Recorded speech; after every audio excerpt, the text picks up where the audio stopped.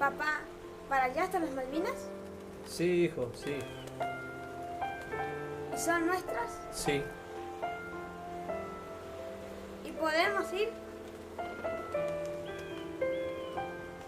Una de las primeras cosas que aprenden los chicos de su país es su límite, porque un país, una nación, lo es desde que sabe dónde empieza o termina, cuánta superficie de tierra tiene, cuánta superficie de mar. Y si se tuviera que dibujar el mapa de un país, tendría que hacerse un círculo, un dibujo dentro del cual hay gente, pueblo, cultura, historias. Esa es la primera versión de una nación, lo que está dentro, lo que está fuera, lo que es suyo, lo que no es suyo. El círculo de la Argentina parece estar abierto, y ese lugar, o punto incompleto, se llama Malvinas. Las Islas Malvinas. Nosotros habíamos recordado todos estos días cómo estaba compuesta nuestra patria, ¿no es cierto?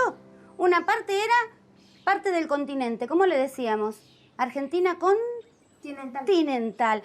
Y había otra parte más que le decíamos insular. Era la parte que estaba formada ¿por qué? Islas. Por islas. Y en realidad hay unas que se destacan y mucho.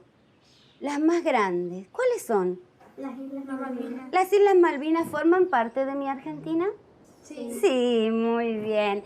Y resulta que ese lugar chiquitito que está acá está enfrente al lugar donde estamos nosotros ahora, ¿no es cierto? Diario de un viaje a Malvinas. Después de alrededor de una hora, empezamos a ver las islas y comenzó la maniobra de aterrizaje con un fuerte viento y nos previnieron al descender en inglés "too much wind".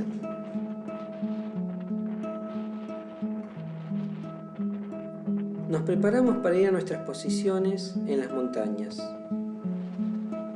Comenzamos a subir la ladera y encontramos un tanque que seguramente era de combustible de 1982, que nosotros llegábamos alguna vez para sacar combustible para calentar comida o iluminarnos. Una capa poncho impermeable que podría haber sido ladera.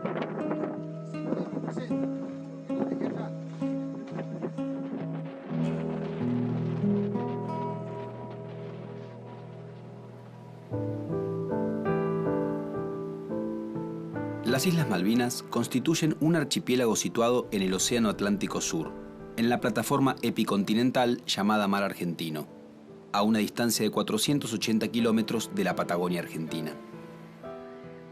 Son más de 200 islas, pero se destacan dos principales: Isla Gran Malvina al oeste e Isla Soledad al este. El descubrimiento de las islas ha sido objeto de polémicas. Sin embargo, parece estar claro que fueron descubiertas por marinos portugueses a las órdenes de Hernando de Magallanes, que hacia 1520 pusieron pie en ellas y las denominaron Islas de Sansón. A partir de 1698 fueron visitadas por pescadores franceses provenientes del puerto de Saint-Malo. Por esa razón, las islas fueron llamadas Malouines y posteriormente Malvinas. El nombre que le dieron los ingleses, Falklands, tuvo su origen en el viaje que el capitán inglés John Strong hizo por el estrecho de San Carlos en 1690. El capitán denominó a ese estrecho Falkland Sound, en reconocimiento al lord que había patrocinado su viaje. Durante el siglo XVIII, franceses e ingleses incursionaron en la zona del archipiélago. Esto determinó la reacción de los españoles, que desde 1774 afianzaron la pertenencia de las Malvinas a sus territorios del Río de la Plata. Después de la Revolución Rioplatense, iniciada en 1810, las islas pasaron a depender de las Provincias Unidas del Río de la Plata. Entre 1820 y 1833, cuando no había un poder central en lo que ahora es Argentina, la provincia de Buenos Aires mantuvo soberanía plena sobre las islas, que tuvieron 3 comandantes militares sucesivos. Algunos presos porteños eran enviados allí como castigo. Durante este periodo, ningún país reclamó la posesión de esos territorios. En 1829, Luis Bernet fue nombrado gobernador de Malvinas.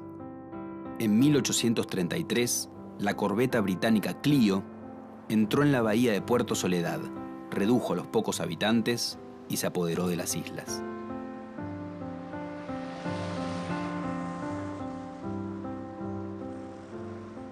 ¿Cuál es el argumento británico hoy para sostener que no puede reintegrar las islas a la Argentina? ¿Qué dice Gran Bretaña? Que ya no se dice que el primer avistaje, que Port Egmont fue la primera ocupación. Eso se ha quedado atrás. Incluso hay documentos oficiales británicos que dicen que todo eso es muy débil. Pero lo que dice el Foreign Office, lo que dice el gobierno británico es, bueno, eso depende de la voluntad de los isleños, porque los isleños son la población de las islas y hay que respetar la voluntad de ese pueblo.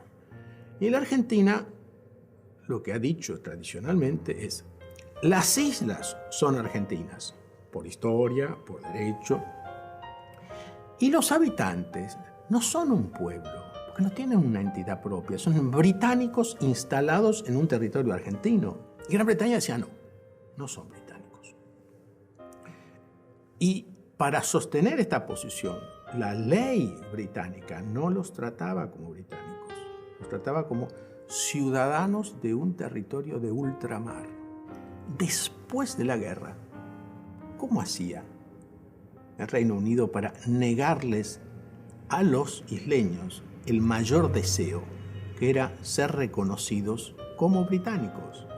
Y entonces, hoy, la ley británica dice lo mismo que la República Argentina. Dice que los habitantes de las islas son británicos, exactamente igual que un londinense. Entonces, si son británicos, no pueden ser árbitros en un conflicto entre su país y otro país. No son un pueblo distinto, no son terceros. Las Malvinas son argentinas Porque están cerca de Argentina. Están en la plataforma de tierras argentinas. por abajo del mar, está unido en Argentina. Están en el mar argentino. Porque están en la tierra argentina. Nosotros peleamos por mantener esas islas. Por eso, por derecho, es nuestra. Todavía son argentinas. Para ir a Corrientes, ¿yo qué tengo que hacer? Tener plata y Tener plata y poder tomar ¿qué cosa? avión, ¿Algo más? colectivo, Para ir a las Malvinas, ¿qué necesito? pasaporte. Ah, perdón. ¿No me dijeron que era Argentina? ¿Vos necesitas pasaporte para ir a Tierra del Fuego? ¿Y por qué tengo que usar pasaporte para ir a este lugar? Porque está dominada por Inglaterra. Dominada por Inglaterra. ¿Y entonces qué pasó? Se las robaron. Se las robaron. ¿Nosotros alguna vez dejamos de decir son nuestras? Nunca. Ni tenemos que dejar de decirlo. Porque las Malvinas son nuestras. Hasta acá, para que se pudiera cocinar para toda la compañía. Sigo y encuentro una barranquita donde en el 82 habíamos matado y cocinado una oveja. Ahí, haciendo los restos de la cocina. ¿Cómo queda de imaginarse esta barranquita? Sigo hasta los lugares más alejados donde había hecho guardia, viendo el río Murrell y la casa que está en la otra orilla. Pero con cuidado, ya que recordaba que había un campo minado que ahora parece no estar señalizado. Paramos a un costado del camino y tomamos unos mates.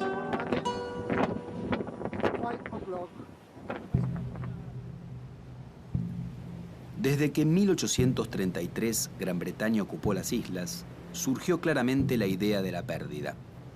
Un buen ejemplo de esto fue la carta que José Hernández publicó en 1869 en el diario El Río de la Plata. La publicación apuntaba a despertar el interés de la población por esas islas, que según el autor eran propiedad de los argentinos, pero estaban perfectamente ignoradas por ellos. En esta carta de Hernández aparecía una idea que resurgiría con fuerza en el siglo XX: la pérdida territorial como una cuestión pendiente para los argentinos.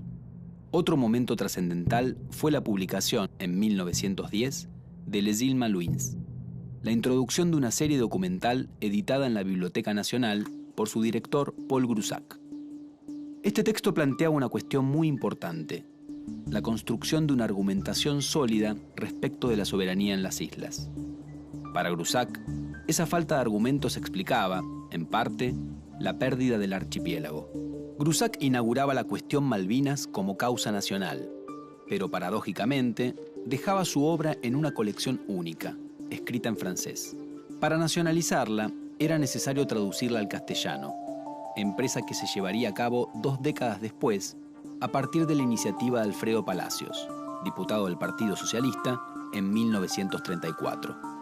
Sin embargo, el episodio más significativo antes de la guerra se produjo en 1966, cuando un grupo de jóvenes militantes nacionalistas desvió un avión y lo obligó a aterrizar en Puerto Stanley, capital de las Islas Malvinas, al que rebautizaron Puerto Rivero. Tal nombre hacía referencia a Antonio Rivero, un entrerriano que había sido llevado a las islas en 1829 y que pocos meses después de la invasión británica de 1833 había protagonizado con otros gauchos una revuelta. Los jóvenes que aterrizaron en Malvinas reivindicaron esa figura porque creyeron ver en ella el germen de la rebelión patriótica antibritánica. Y le diría que no tiene derecho a sacárnoslos. Le pido por favor que me dé, o si no me da, le digo a la madre que las devuelva, que son nuestras, no de ellos. Señores ingleses, por favor, regresen a las Malvinas.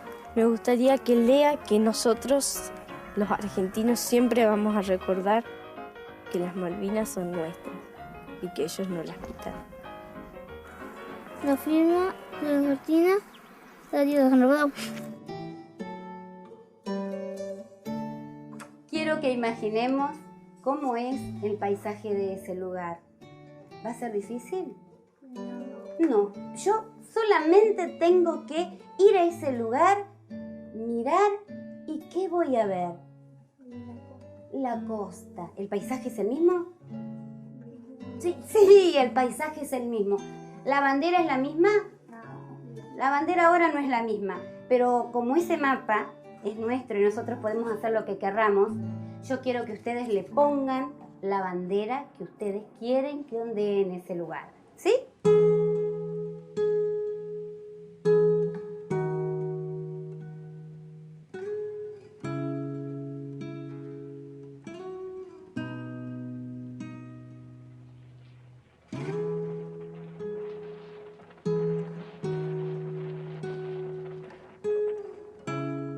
Comenzamos a bajar hacia lo que pensamos que era el lugar donde estaba la compañía C, donde habíamos estado Daniel y yo en el 82. Yo me acordaba que había un arroyito y efectivamente estaba semi-oculto entre los pastos y lo cruzamos. Ya tenía la seguridad que estábamos en el camino correcto. Empezamos a subir nuevamente y empezamos a ver formas conocidas, aunque un poco desdibujadas en mi memoria. Daniel acaba de encontrar su lugar, o uno de estos, que la verdad se ven difícil, complicado. Veo los restos de una posición, pero no me resultaba conocida. Subo un poco más y ahí digo, tiene que ser esta. Daniel me dice, ¿te parece? ¿Estás seguro? Vuelvo y digo que sí, que estaba seguro, y metí la mano en el hueco de una piedra que guardaba cosas en el año 82, que estaba oculto por el pasto, y encuentro una lata de pomada Washington que yo había llevado y no había usado. La saqué, la miré y la volví a dejar en el mismo lugar. Pensé que tenía que quedar ahí. No quise remover el pozo semitapado porque había dejado una granada de mano adentro en el 82, bien oculta, y es posible que todavía esté y puede ser peligroso.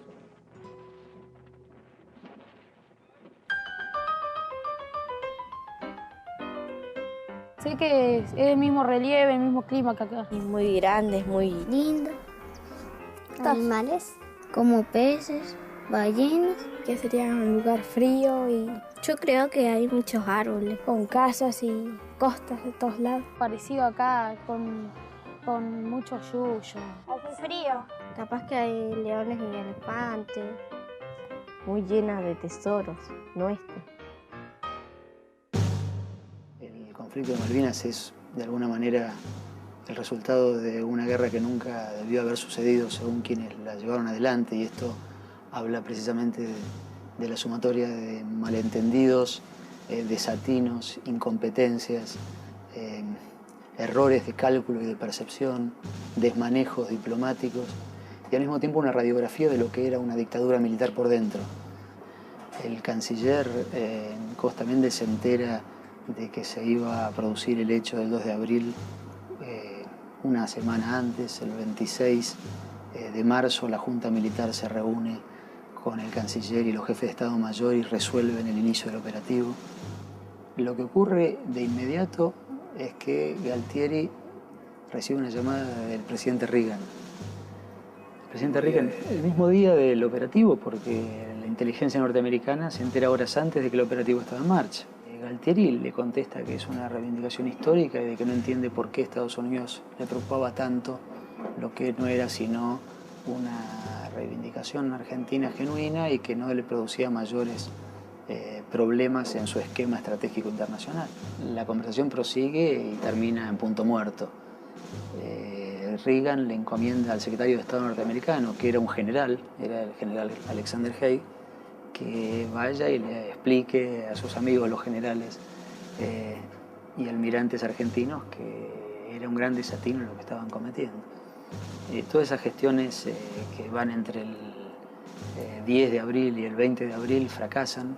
En este juego de tensiones diplomáticas, el Consejo de Seguridad se reúne al día siguiente, el 2 de abril. Costa Méndez le informa a la Junta Militar que muy probablemente la resolución no salga porque la Unión Soviética no iba a acompañar e iba a vetar la pretensión de Gran Bretaña de condenar la ocupación argentina.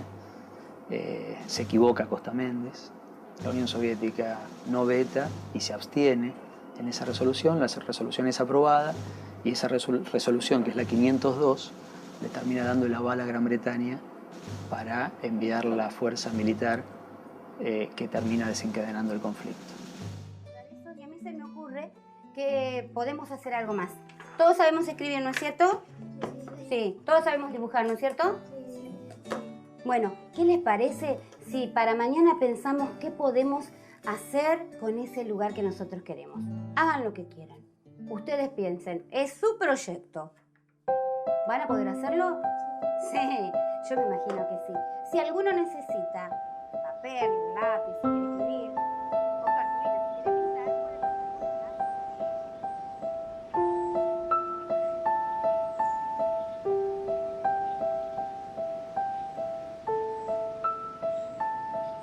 ¿Y si le mandamos un mensaje a los ingleses? Un mensaje con una balsa. Con bandera argentina. No, chicos, no va a llegar. Sí va a llegar. No va a llegar. Claro que sí. Claro que no. Claro que sí. No va a llegar. Te juro que va a llegar.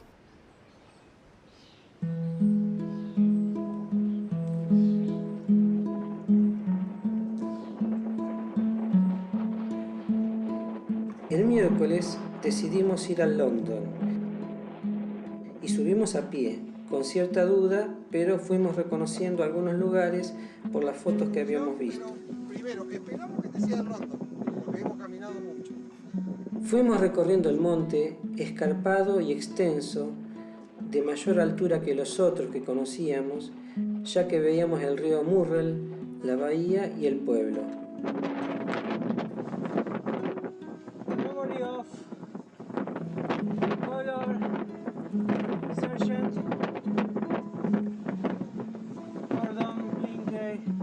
A medida que íbamos caminando, encontrábamos restos de armamentos y de posiciones.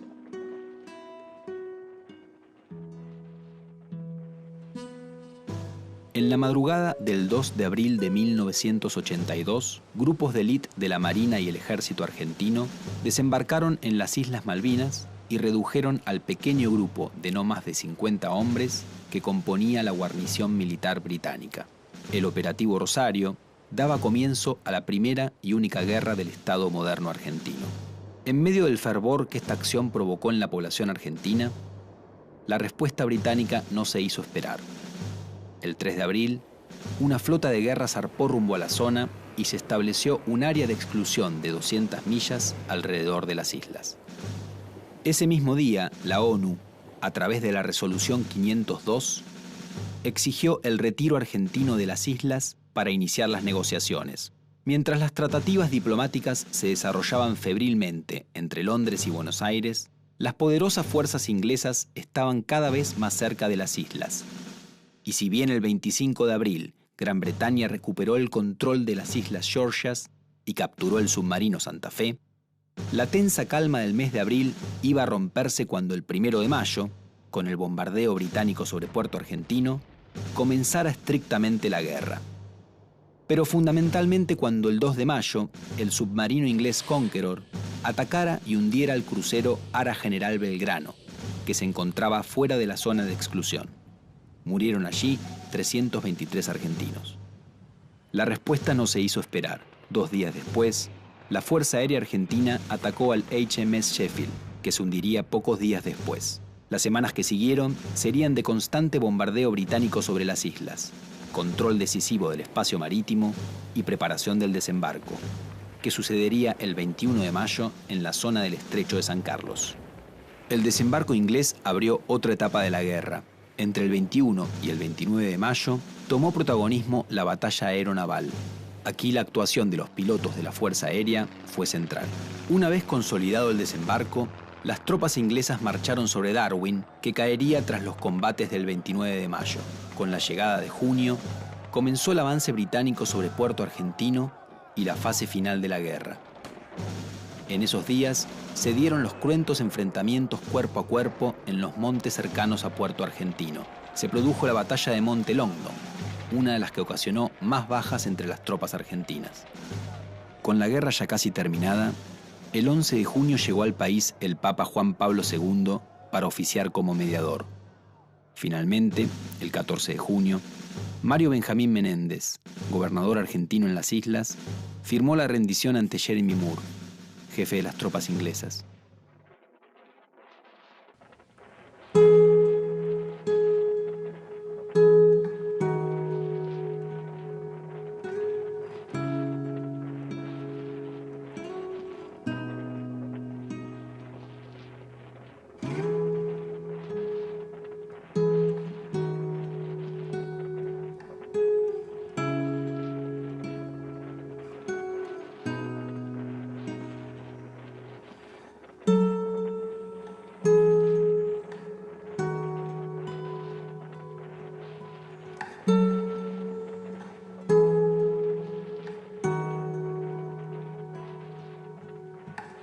Durante toda la Guerra de Malvinas, la principal hipótesis de conflicto de la Junta Militar siguió siendo Chile, no Gran Bretaña. Eso generó que todo el dispositivo de movilización hacia las islas fuera considerando como amenaza más probable que Chile iba a aprovechar la distracción argentina en las islas para invadir. Esto, por ejemplo, da la pauta de que se reprodujera el esquema de movilización del año 78, cuando se produce el conflicto limítrofe con Chile. ¿En qué consistía este esquema? Que los regimientos más veteranos, más acostumbrados al clima patagónico, por ejemplo, y preparados para eso, los regimientos de montaña, por ejemplo, se quedaron guarneciendo la frontera. Y a Malvinas, donde no se esperaba que fuera a haber conflicto, fueron los regimientos que iban a desempeñar tarea de guarnición en caso de una guerra con Chile. Regimientos, por ejemplo, del litoral.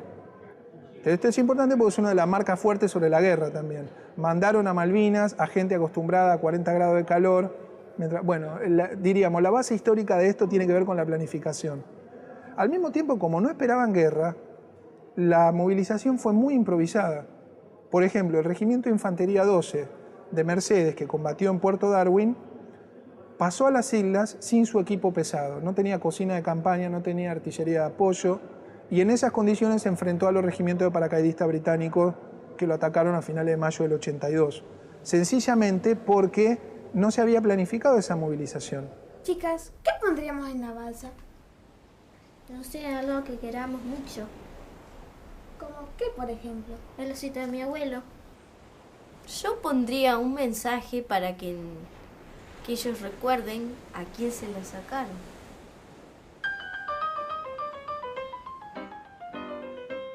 Me gustaría mandar una bandera, un dibujo de una paloma. Bueno, pondría que tendrían que entregarnos las islas. De paz, una paloma de paz. Yo mandaría en ese barquito el osito que me regaló mi abuelo a mí. Escribiría que nosotros los argentinos siempre vamos a recordar nuestra tierra. No sé, que no peleemos más. El proceso de la experiencia de la Guerra de Malvinas rápidamente queda subsumido, queda atrapado en lo que más ampliamente empieza a ser el descubrimiento social, por ponerle un nombre, de lo que había sido el terrorismo de Estado. Es decir, lo que hasta ese momento se recogía fragmentariamente, como comentarios en voz baja y que muchas veces costaba creer, Malvinas permite que aparezca en letra de molde en la prensa. Entonces, la discusión de la guerra, por ponerle también otro título, queda rápidamente atrapada en la discusión más amplia sobre los años de la dictadura. Y la marca fuerte para pensar los años de la dictadura todavía hoy, y con motivo, por supuesto, es la experiencia del terrorismo de Estado. Esto de algún modo congeló las formas de procesar la experiencia de Malvinas. El pato de la boda aquí han sido sin duda los protagonistas más directos, porque a diferencia de los desaparecidos que físicamente no están, y nosotros podemos construir interpretaciones sobre ellos, los excombatientes de Malvinas son desaparecidos vivos, se movilizan cada 2 de abril, tratan de ir a la tele en la medida que pueden o publican cosas, y la respuesta social ha sido, como en otros casos, concentrar en los actores la responsabilidad. Concentrar en un grupo de ciudadanos la carga fortísima que significa procesar una frustración nacional. De ese modo uno puede entender, por ejemplo, la alta cantidad de suicidios, pero sobre todo las dificultades para hablar sobre Malvinas. ¿Qué podría decir un Estado sobre Malvinas? ¿Desde qué lugar se para hablar sobre la guerra? ¿Qué significa hablar de la patria en este contexto de que las Fuerzas Armadas que produjeron el desembarco del 82 son las mismas que organizaron el terrorismo de Estado? ¿Cómo proceso a alguien caído en Malvinas por una causa justa, según lo aprendimos en la escuela, y que 2 años antes secuestraba y torturaba alegremente gente? Ese es un poco el problema en términos simbólicos. Es muy difícil de procesar porque obliga a una definición política muy fuerte en términos de qué quiero recordar. Nos preparamos para volver. Ya habíamos cumplido con todos los lugares importantes para nosotros. Yo tenía una satisfacción, una paz interior que creo que sentíamos todos. Habíamos ido al cementerio a rendirle homenaje a nuestros compañeros caídos, a nuestras posiciones, que en mi caso estaba intacta, y hasta encontré algo mío. Ver de cerca, tocar esas piedras y esa tierra fue increíble. Era algo que me debía. Espero que todos los excombatientes puedan volver a Malvinas y que muchos argentinos también las visiten.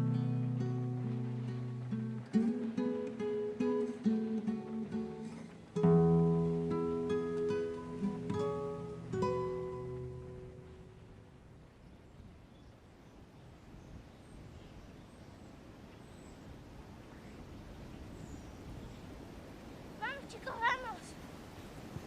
Apúrate, Ana, que hace frío. ¿Tenés el martillo? Sí. Yo tengo la cara con la madera. Ana, ¿tenés los clavos? Sí.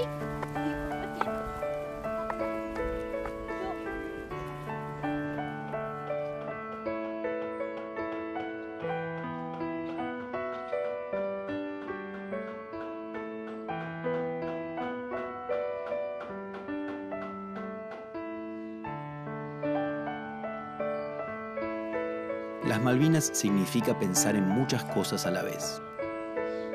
La síntesis siempre es un terreno difícil para la memoria, porque hay hechos que parece que nunca sucedieron, y aunque la memoria los preserve, están ahí, un tanto oníricos, irreales. Pero sucedió. ¿Llegará esto a Malvinas? Capaz. Una vez la Argentina fue a la guerra. partió hacia esas islas con todo lo que tenía dentro, a hacer realidad la realidad de sus mapas. Las Malvinas, dicen, son argentinas. Pero Malvinas ahora, también, es ese mosaico de espejos rotos de lo que fue la Argentina. Su modelo de nación, su historia didáctica y escolar, el relato que un chico aprendió una vez y con el que se fue a la guerra. ¿La tiramos al mar?